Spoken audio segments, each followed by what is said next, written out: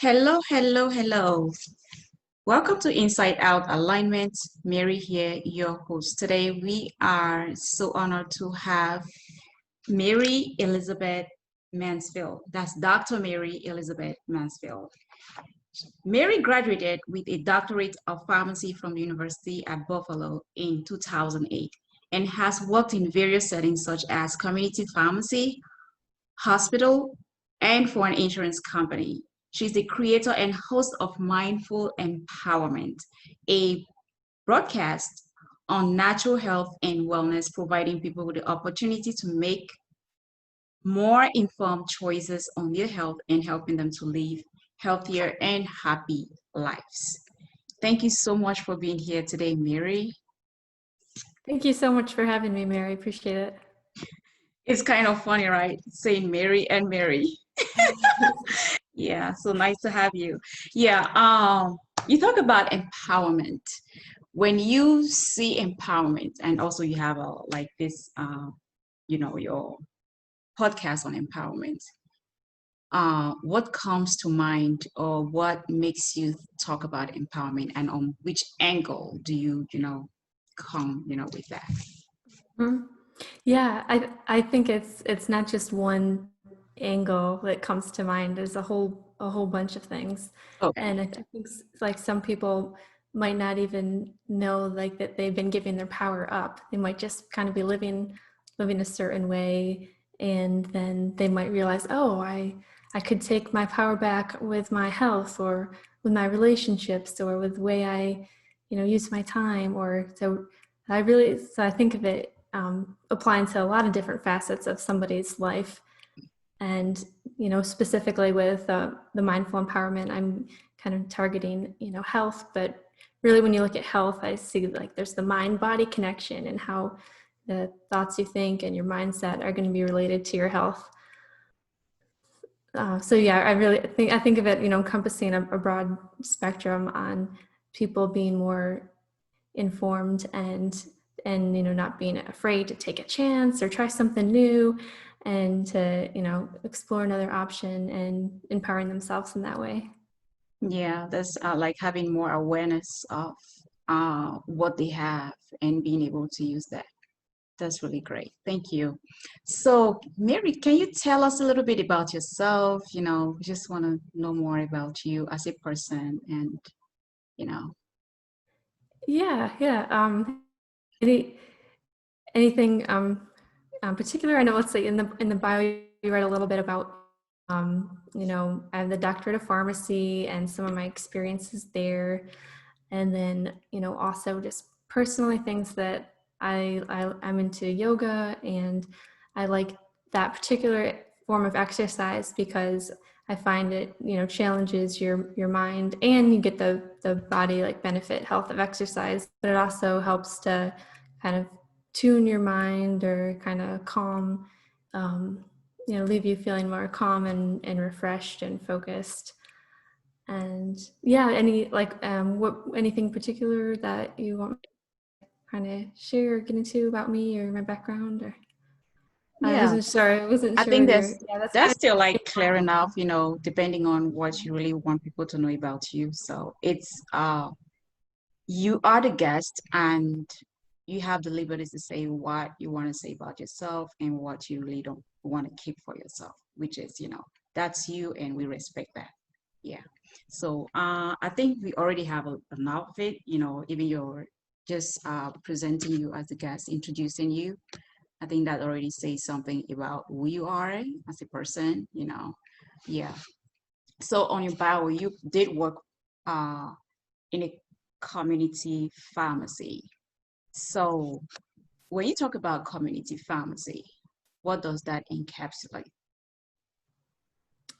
yeah, some people refer to it as a retail pharmacy or community pharmacy, but I think most people are familiar with like say CVS or Walgreens, or there used to be more, right, like a Rite Aid and a Phase until they all got bought out. But it's kind of the model of where patients would go and give their prescription and then directly get the medication. So I worked in that environment. And I originally went to pharmacy school because I wanted to help other people, and I always liked math and science in those subjects. And I had an aunt who was a pharmacist, and she kind of inspired me too, partially to do it. And, I was really excited when I graduated. It was a lot of work to, kind of put into and to do that. And then, I got my first job, and then I realized, along the way, it wasn't quite exactly, what my expectation was. And a lot more, I knew it was a business, and, businesses have to make money, otherwise they wouldn't survive. But it was a little more rushed, and a little more like if you would say to your manager, I have, over this many people in line, this many calls, can we get some more help to kind of make it flow a little smoother? It was, kind of, well, we have to cut back. So it seemed more like it's just, okay, I'm getting the prescription, I'm feeling it, here you go. Didn't really have a lot of time to talk to people, to maybe, just talk with them about what might be other reasons that would be causing whatever the, condition is that they were there. Or is there, some people, if they just want to take the medication, that's fine. But some people, if they want to know, hey, is there another option I might be able to do with less side effects? I didn't feel like I was really able to have those conversations because it was so busy, and it kind of kept, kept going, every minute, kind of get as much work done as you can. So that was, kind of opened my mind a little bit, I guess, going into the corporate world from the ideal, like going into college and, okay, great, I'm going to be a pharmacist and help all these people. And then my experience was I was kind of put in a job that I wasn't, I didn't really feel like I was effectually helping people truly or as much as I had wanted to. And so now part of my motivation for doing my podcast, Mindful Empowerment, is I want people to be informed about lots of other things that they might be able to do to help increase their health, rather than just kind of the typical Western model of I go to my primary doctor and then they're going to give me this medication and then I'm going to take it and that's the only option. So that's something that I'm passionate about, and it inspires me to really help to want to help people in a greater way than I felt like I was doing before. Wow, that's beautiful. And you also talk about burnout, like having to maybe your job, as a pharmacist. So what did that all entail, or what caused the burnout? And, you know, was it the Yeah, workload that you just talked about, or some other things that came into play? And how yeah, did you manage that? yeah. There was one particular time where, with different states have different laws with pharmacy. So I was working in California at one point, and they'll give you a lunch break, and then I moved to New York, and someone told me that you don't get a break. I almost thought they were kidding. I was like, oh, they're serious. Oh, okay, so I work 12 hours without a break. Okay, so that's physically challenging because you're standing on your feet, and you have to make sure, of course, every prescription is totally accurate, and you're checking for drug interactions, and everyone has to be right. And then if you do that for 12 hours without getting a chance to eat anything or take a break, it could be really taxing. So what I found was in the morning, I made sure I did some kind of an exercise. I might go for a run, if it wasn't winter out, or if not, I would maybe practice some yoga. And I felt I did that to get myself more in the right mindset. And that definitely helped me throughout the day to keep my focus. And so, yeah, for me, meditation, even just taking 5 minutes in the morning and maybe kind of setting, visualize, okay, what's my intention for the day, and exercise. Those things really helped me so that I didn't, burn out, and I was able to keep going even in stressful situations. And I'd also just say too, sometimes if I'm going into a job where I'm going to work a 12-hour day, and then if I only just got up and then worked and came home and went to bed, I didn't really feel like I had time to do something for me. So I wanted to make a point of, even if it was just something small, like, okay, so what's something I kind of got done that I wanted to do? And then I would feel like, okay, in that day, at least I was able to be more rounded and accomplish something. Right. Yeah. So, when you actually talk about your experience, standing up for 12 hours, and I have heard, I've been in contact with many pharmacists, and they complain of the same thing, just, what you just talked about, your experience. And there is one of them who actually had to go get surgery because she just standing, the whole day and not being able to really sit down for a break and all that. She already started having issues with her legs and everything. So she had to go for surgery, and I think it took her like almost maybe 4 months or 3 months to come back to work. And the sad thing is, then you still have to come back and continue with that routine. So that Mhm. takes a lot of toll, on our body. And I really just hope that people could recognize, the work that is behind what you guys, pharmacists, that they do. People look at them like, oh, they get a large pay, their paycheck is so much, but the workload is also really, it's a lot. The workload, it's not easy to stand there and not really being able to interact with the patients and give them maybe the little advice or the boost that they need, because it's not just about taking medication. It's also having that interaction, that human interaction with patients who come in, and being able to reassure them or give them any advice that they may need in order to empower them and make them understand that there are other solutions, or maybe give them the guidance that they may need during that situation. And you saying that you didn't feel fulfilled, doing what you were doing, I think that it's clear. It comes to light, and it shows really how things have been. And hopefully, things, people, we think about not only what we are gaining. Yes, it's business, but everything is not just about money. It's the relation and the impact we make in the lives of people that really matters. So that really, like, really hit me, because I have heard it a lot, and I have seen people suffer from that, and it kind of like really just made me feel like, wow. So it's something, that's what they go through, and in the end, some people just had to quit, maybe go somewhere else where they can maybe um, have to sit down, or when they're serving. Yeah, I have some people who had to just go and go somewhere else where they feel more comfortable, or where it's not that stressful, or something like that. Yeah. So Yeah, bravo.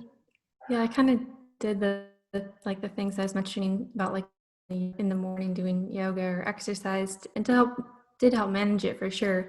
I got to the point where I thought, I don't want to just keep continuing this and doing this for the rest of my life. I didn't feel like it was very healthy for me. And it's interesting because I'm, part of that, just a part of the healthcare, but then the way the system is there, the jobs don't really,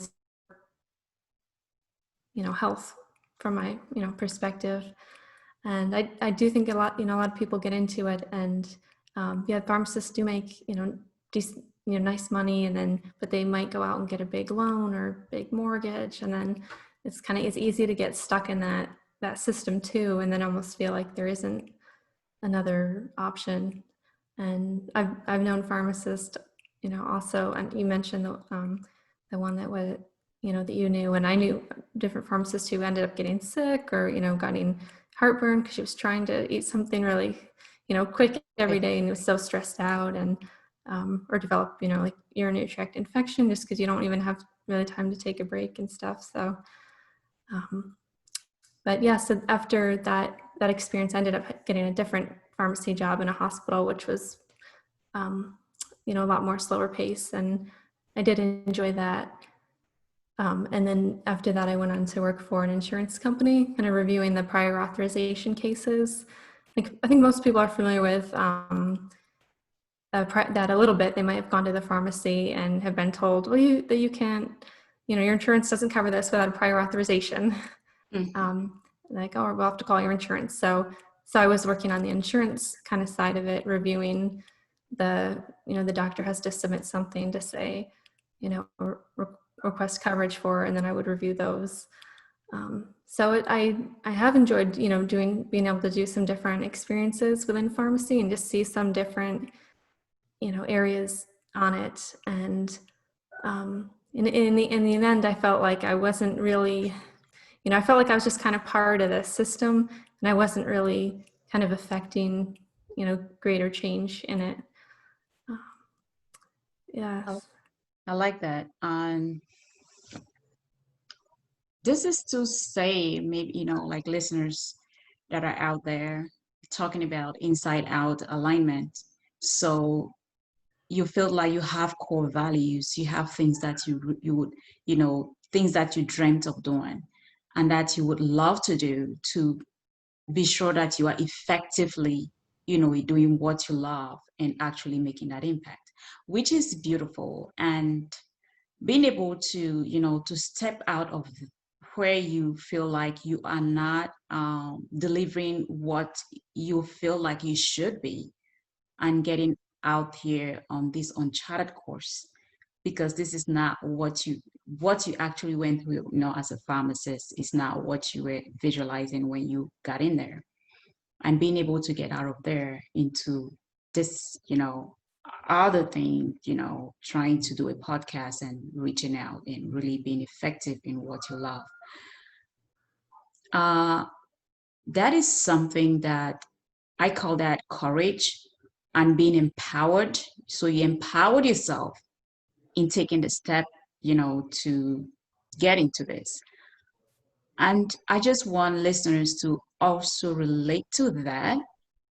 Their situation might not be exactly as yours, but it's fulfilling when you do what you love, when you are into what, you know, has that deep set connection with your desire, and being able to relate that with your core values and, deliver what you love.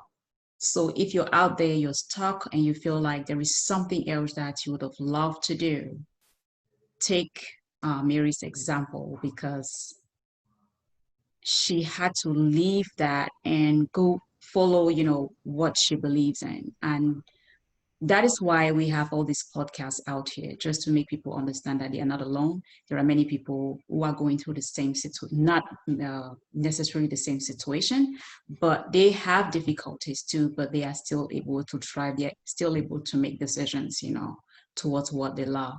And that is why the support is here. Most podcasters, they still provide like sessions, on guiding you, helping people navigate and get to the other side that they would love to be.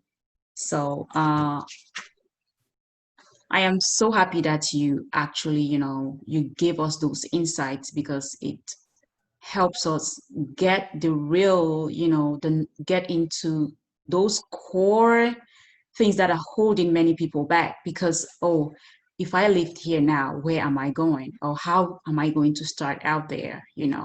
Even before you got to be a pharmacist, you had to start somewhere. So this, you decide, okay, I'm going to start this too. Because, you're going to have a support system. You have yourself, you believe in you, and you know that you have the power to make the change. You are enough just the way you are. You just have to put your mind on it. And I'm happy that you did put your mind on it, and being mindful of who you really are and what you want to deliver. So that's really great. And thanks for sharing that with us.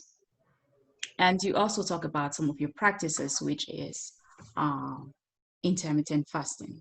I know many people look at fasting like, oh my goodness, I can go this long without eating. And having to work in an environment where you didn't have the opportunity to really, take a break and nourish your body. Our body needs nourishment. How did you cope with that? And I know you talk about intermittent fasting. I do that as well. How would you encourage somebody who feels like, okay, I just can't fast, or I can't, it's hard. How would you, introduce them into this technique in order for them to thrive? Yeah. And actually the time I talked about working the long shifts and not having a chance to eat, I wasn't really familiar with fasting then or purposely trying to do it.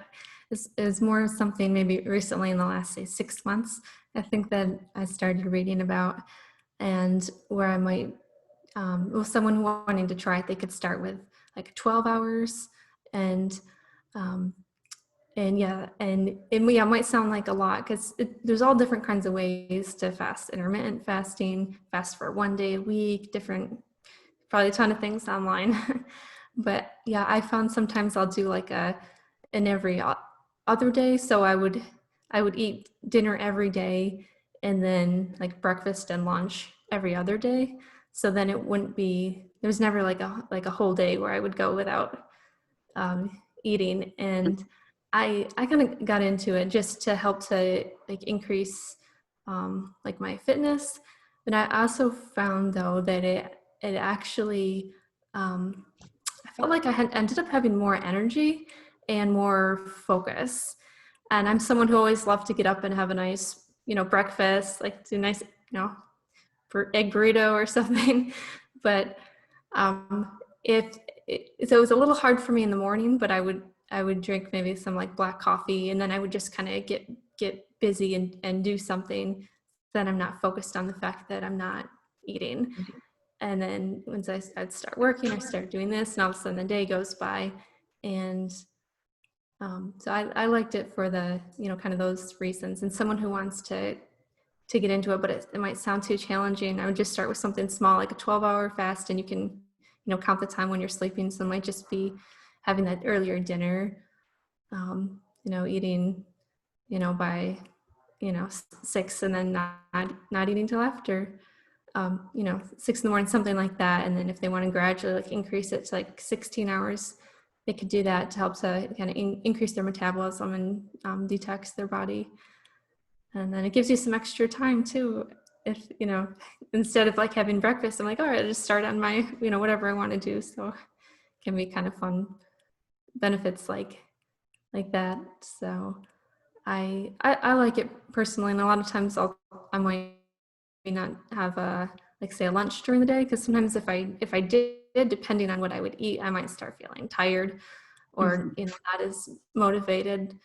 So that's something that I've kind of, gotten into and seen some benefits from. So if someone wouldn't like really venture into this, what is there like a particular type of food or the things that you might advise them to eat? Because I think sometimes it's not just venturing into it, but it's also what we put in our body, Mm-hmm. right? So do you have any advice or any input that will help them? Yeah, yeah. I think more important than even trying to incorporate some kind of fasting would just be the types of food and drinks that people are eating. And I found a lot of people who think they're eating healthy, or even, I mean, for a lot of my life, I thought I was eating healthy. But then when I started learning about, sugar is actually something that causes a lot of, inflammation in the body, and then so many diseases, have an inflammatory component to them. And I would look at like at the ice cream in the store, and the healthy one, okay, had like less fat, but then I always look at the labels, and then it had like however many times the amount of sugar in it.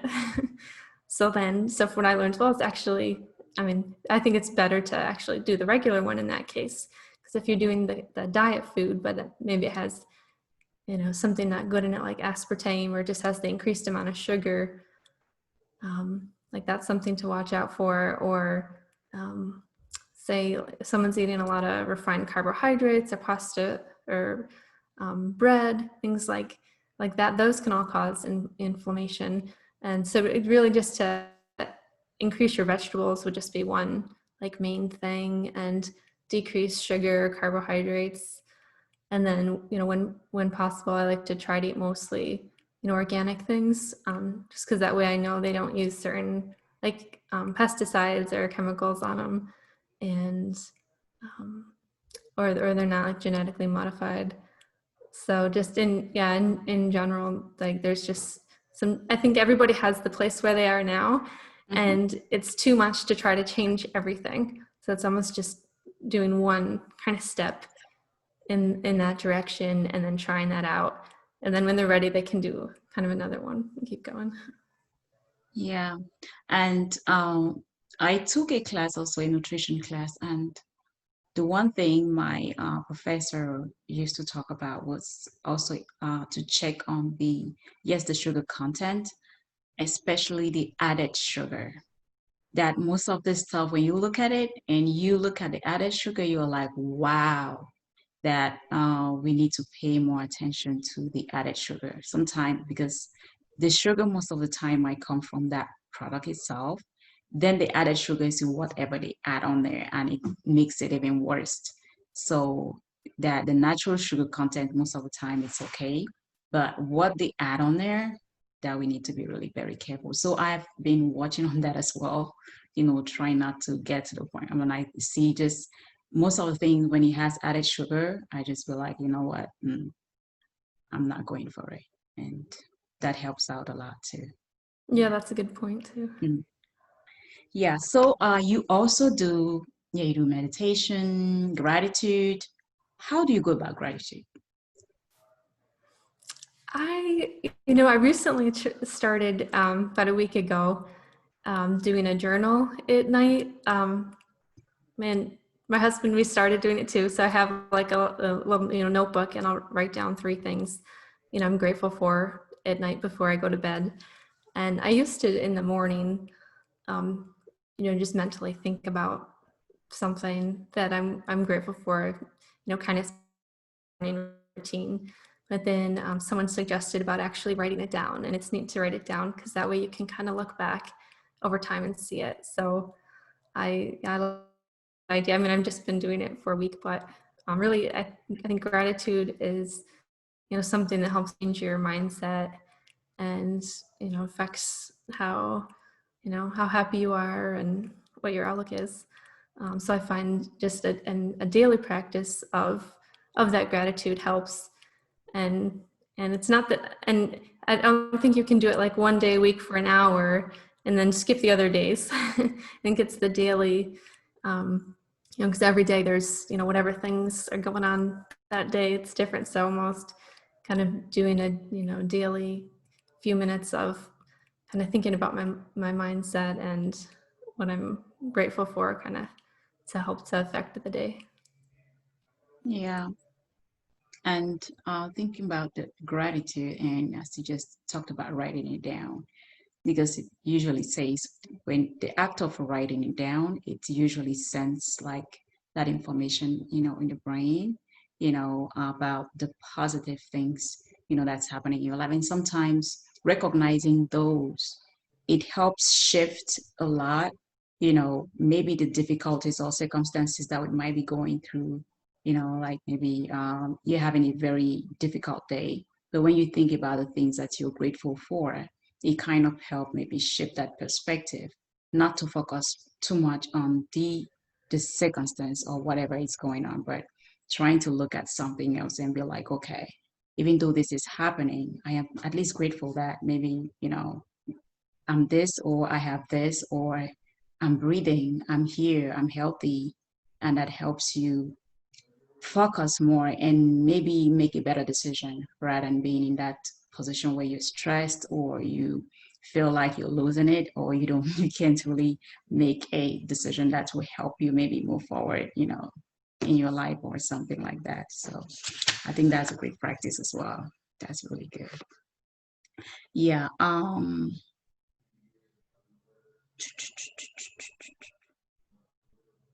So is when you do like something like yoga, is there like a particular kind of yoga that you do, or do you just do it, just, I don't know. I'm sorry, I think it cut out. Is it, I heard you say, is it something kind of a yoga? Yoga, yes. So when you do yoga, is there like a particular exercise or a kind that you really, embody? Yeah, I do kind of a combination. For at one point, I had a membership at a gym that offered the yoga classes, so I was going there quite regularly, and they did different types, more like vinyasa flow ones, some more like restorative. Um, and now I just practice at my house. I might just kind of make up my own thing or put on it, a yoga DVD and follow along. Um, or, if I just have, a few minutes, I might just kind of make up my own thing, but then also I like to incorporate meditation, and intention setting into my practice too. Wow. And being in this empowerment industry, being in, making people get more mindful, what would you say to somebody who is out here now and who has this low self-esteem and they are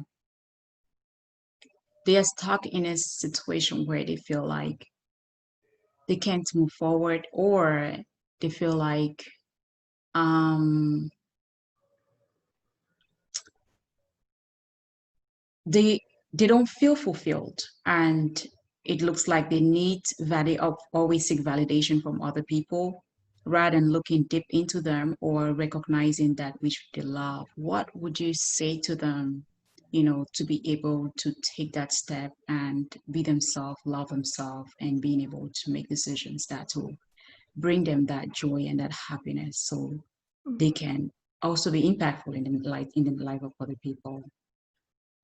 Yeah, and I think if people are always seeking their kind of esteem or validation from other people, they're always going to end up kind of feeling not fulfilled in the end. There could be, oh, now I have a new relationship, oh, it's great, and it's kind of like up. But I think in the long run, um, if we're looking for value from other people in the end, then we're not really going to totally feel fulfilled. I think it has to start like on the inside, knowing that like you're valuable, just how you are. And I I would say for some people, I think a lot of people get so busy and wanting to help other people and take care of other people, and then they end up not maybe looking after themselves. Um, So I think even if, someone's very busy, take 5 minutes, do something, if meditation's not your thing, um, you know, to go for a walk, or, if someone's into positive affirmations, something to help to kind of build yourself up and do something for you. And, try doing something like that every day, and to help to get yourself gradually more in that mindset of loving yourself and taking care of yourself. And then after that, you're going to be able to even help other people and support them even better. I think that's what I would say. Yeah. And what what did you rely on being able to really get out of the situation that you were in, and being able to say, okay, this is not serving me right now, I don't feel like really fulfilled? Mhm. How were you able to really get out of there and follow your heart? Yeah, so the first job I had, working in the community pharmacy, and I got to the point where I knew that wasn't the right thing, and so I decided, I was gonna, start looking for a different kind of career opportunity. But it really, just started in my mind, because I could have kept going day after day, and, I could have just complained, and but I had to start with that kind of decision that I wanted to do something different. So the thought started in my mind, and then I started just taking action, and it was kind of a risk. I didn't know what else, I would find, but I didn't want to just do a job to, oh, I make this much money, so I have to keep making this much. So I actually took a, job, still paid fine, but it was less money, and it gave me more benefits where I felt like I was able to be healthier. So I think it's just kind of taking that initiative and the ownership, whatever situation someone's in, saying, this doesn't feel like this is the right path for me. I think there's something else. And then going and, if you have someone you can share that with, they might be able to help support you and give you an idea of, what else might be a better fit for you, a better opportunity. But then just to start kind of exploring and kind of taking that risk. Because I think if you're doing it for the right, reasons, then it's always going to work out best in the long run. Yeah. Thank you so much. I know that many of us, we get stuck because we feel like, okay, I'm not that sure it is, or we hear other people around us say, oh, are you going to leave that and go? How are you going to do that? We don't even know, or, and things like that is getting, a little discouraging or whatever. And you feel like, okay, if everybody around me is saying this to me, I don't think this is the right step for me to take. Uh, what would you say to them? I mean, I think that's something to consider if everybody around you is saying the same thing. But I think just because they're all saying the same thought doesn't make it right for you either. So particularly these people that you look at their lives and you see them kind of living their passion, do you see them being fulfilled? And then or do you see them, maybe not being happy or fulfilled too, and kind of balance that out with, what is your own kind of inward sense tell you what feels is the right thing to try to make that decision. Yeah, so it's kind of you're telling a person to think about them and not just think about what others want for them. Because at the end of the day, we want to live our unique life. We don't want to live the life, other people's life. We want to do something that we love, that we wake up every morning and we feel motivated and we are happy to do that. Because I think it's after we are fulfilled that we are able to actually give, and being able to serve others and and brighten the days of other people. But when we feel unfulfilled, as most people would say, you cannot give what you do not have. If you don't have that, it's going to be hard for us, to give that to other people. Yeah, and I just see what what you said, and that is so true. Yeah. Yeah, I think if other people can they certainly, if they can give wisdom or advice, but they're give if it's someone that you trust and they love you, I mean, they're going to tell you they're going to have the best intent, but they're going to, everybody has their own background and their own perspectives, which gives them their thoughts. So just because somebody thinks that's going to be the best for you doesn't necessarily mean it is. It is. Yeah. Yeah. Thank you so much for sharing a lot with us, Mary. So I want you to tell us a little bit about your podcast, and so audience can also, listen to your content and what you've already published out there and get some insights on, taking their life and, getting empowered and being mindful of their decisions and just be the best of them. And if they want to contact you, I know I do have your information here, it's going to be on the description of this episode when it's published so they can get to you directly. Yeah. So, can you talk to us a little bit about empowerment? Yeah, thanks, Mary. Yeah, anybody, please check out my podcast, Mindful Empowerment. It's on YouTube as well as like Spotify or Apple Podcast, and have 11 episodes up so far. I'm excited about it. Talking about a range of topics. One is actually just on fasting. Another one is about a lady. She wrote a book on the mystery of happiness. She talks about kind of that in her journey and tips. But they're all, kind of each episode is about something kind of related to your health, looking at it from a more natural approach, maybe something you can incorporate, or here's something you might not have heard of, another option. And people can also contact, me too directly. I can advice on diet, or if they're looking for a more natural opportunity or alternative to medications as well. Yeah. Thanks, Mary. Oh, thank you, Mary. So thank you so much for your time today. Thank you for the inspiration. Thank you for the tips. And thank you for taking the leap, you know, taking your power back.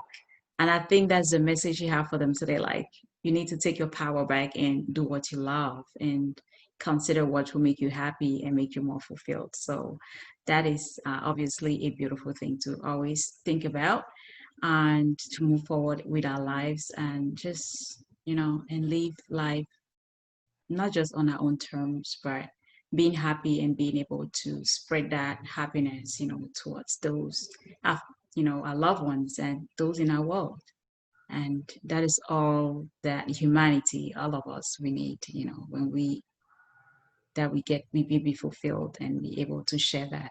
So, dear listeners, thank you so much for listening to this episode. And don't hesitate to reach out to Mary for any help, for any assistance, and make sure you um, listen to her podcast on Spotify, YouTube, Apple Podcasts. You already have it on there, right? Apple Podcasts, yeah. And I know you say you already have 11 episodes, so please make sure you take advantage of it. This platform is for us, it's enabling us to take action and to also know that we are not alone. Many people, we all go through difficulties, but as humans, we are here, as support. So if you need any support, make sure you reach out. I think you also give strategy sessions, right? Yeah, so I think, yeah, so make sure you reach out if you need a little chat with Mary so you can you ask some questions and she will enlighten you. She will guide you and, just reach out and I know she'll be here for you. So thanks everyone. I hope you guys will enjoy this just the way I did.